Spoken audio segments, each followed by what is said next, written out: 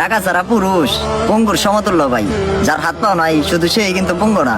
এই পৃথিবীতে পুরুষ মানুষে যার পকেটে টাকা নাই ওইতেছে বড় পঙ্গু।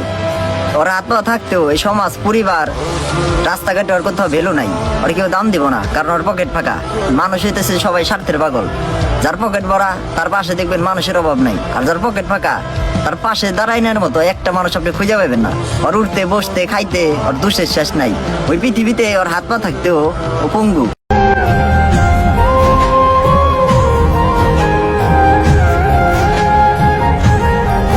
ভালো লাগলে কি সবসময় সবকিছু পাওয়া যায়?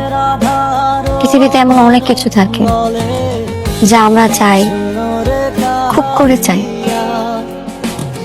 কিন্তু পাই না।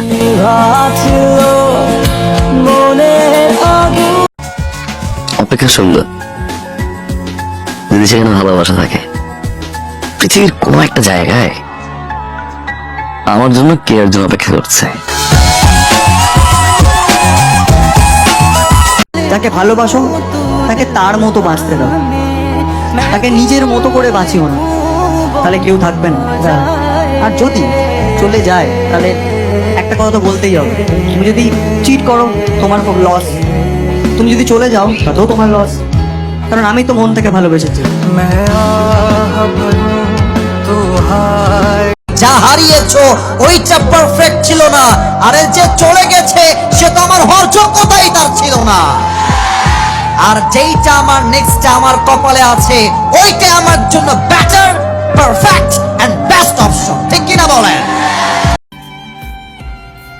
তার ছবির দিকে তাকিয়ে ভাবি, এই সেই মায়াবতী যার মায়া আমি কোনোদিনও কাটিয়ে উঠতে পারবো না। আমার জীবনে দ্বিতীয় আর কোনো ভালোবাসার জায়গা নেই। আমি এখনো একজনকে ভালোবেসেই বেঁচে আছি।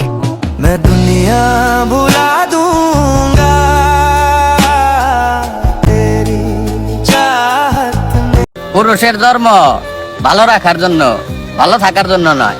আপনি দেখবেন ভাই, একটা পুরুষ মানুষ কখনো নিজের লিগে কোনো কিছু করে না। তারা যে এত কষ্ট এত পরিশ্রম করে একবার কবরে যাওয়ার আগ পর্যন্ত সব সময় হয়তো তার ফ্যামিলি, তারপরে হয়তো তার বউ বাচ্চা বা ছেলে সন্তান, মানে নিজের জন্য কোনোদিন কোনো পুরুষ কোনো কিছু করতে পারে না। সব সময় অন্য মানুষের ভালো রাখার লিগেই পুরুষ চেষ্টা করে। আপনি এটা দেখবেন, পুরুষ কোনো সময় মন থেকে হাসে না, ওই হাসিটাও দেয় একজন মানুষের ভালো রাখার লিগে। এটা এলাম ভাই পুরুষত্ব আর পুরুষের জীবন। নারীরা অর্থ সম্পদ খুঁজে না, তবে যেই পুরুষ নারীকে সম্মান করতে জানে, নারীরা সেই পুরুষের হাত কখনোই ছাড়ে না। ওহে পুরুষ, নারীকে যত্ন আর সম্মান করতে শেখো, কারণ নারীরা যত্নের পাগল। যেই পুরুষ নারীকে যত্ন আর সম্মান করতে জানে, নারীরা সেই পুরুষের কাছে সব সময় নত হয়ে থাকে। তাই নারীকে ভালোবাসার আগে তাকে যত্ন আর সম্মান করতে শেখো। অল্প দিনের পরিচয়, তাও কত মায়া তার প্রতি। বিশ্বাস কর, প্রেমে পড়ার ভিতরে একটা মজা আছে, কষ্ট মষ্ট যাই পাইছি জীবনে।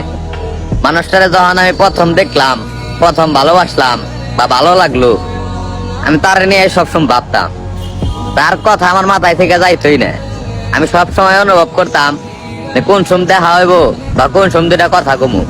এই যে যেটা মজা, এটা মনে করে আজকে দীর্ঘদিন হয়ে গেছে সে নাই, তারপরেও কষ্ট পাইছি অবশ্য, আমি ঠকছি এটাও সত্যি, কিন্তু তার প্রতি কিন্তু একটা মায়া রয়ে গেছে।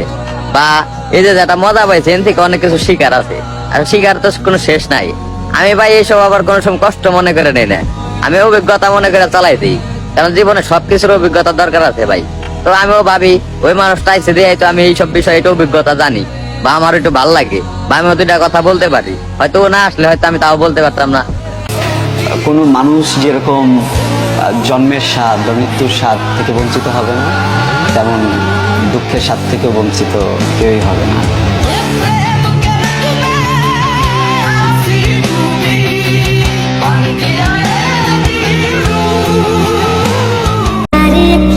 এমন একটা দিন আসুক, আমাকে অবহেলা করা মানুষগুলো আমার সফলতা দেখে আফসোস করুক।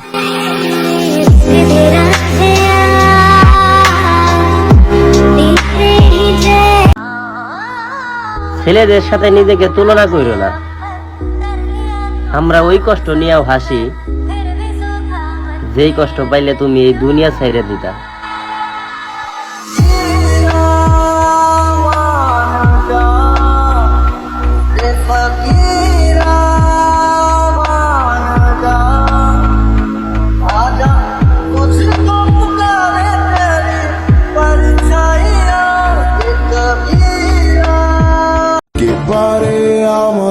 বুঝবা ঠিকই, খুঁজবা তুমি, পাইবা না ওই দিন আমারে। এত যত্ন কইরা ভালোবাসার পরও তুমি কষ্ট দিলা আমারে।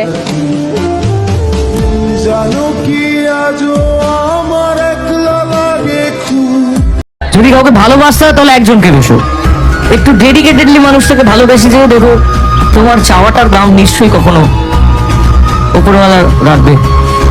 ভালোবাসা ভালো নয় কথাটা ঠিক, ভালোবাসা খুব ভালো। যাকে ভালো লাগে তার চেহারা দেখতে ইচ্ছে করে। এত ছেলে পৃথিবীতে ওই চেহারাটাই দেখতে ইচ্ছে করে, তাই কি? ওই কণ্ঠটাই শুনতে ইচ্ছে করে, তাই কি?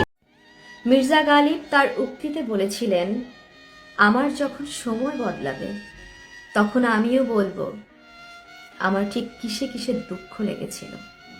মানুষ আমাকে দুঃখ দেয়, আমি তা এড়িয়ে চলে যাই, হেসে চলে যাই। আমি কাউকে বুঝতেও দেই না আমার ঠিক কিসে কিসে দুঃখ হয়। হুমায়ুন ফরিদের একটা সুন্দর লেখা পড়েছিলাম। তিনি বলেছিলেন, যদি কখনো অনেক বেশি আঘাত পাও, কষ্ট পাও, তবে নীরবে কেঁদে নিও। তবুও কখনো কোনো স্বার্থপরের কাছে নিজের দুঃখের কথা বর্ণনা করতে যেও, সেখানেও তুমি আঘাতই পাবে। 18 থেকে 25 বছরের ছেলেরাই জানে কি পরিমাণ কষ্ট নিয়েও তারা হাসে।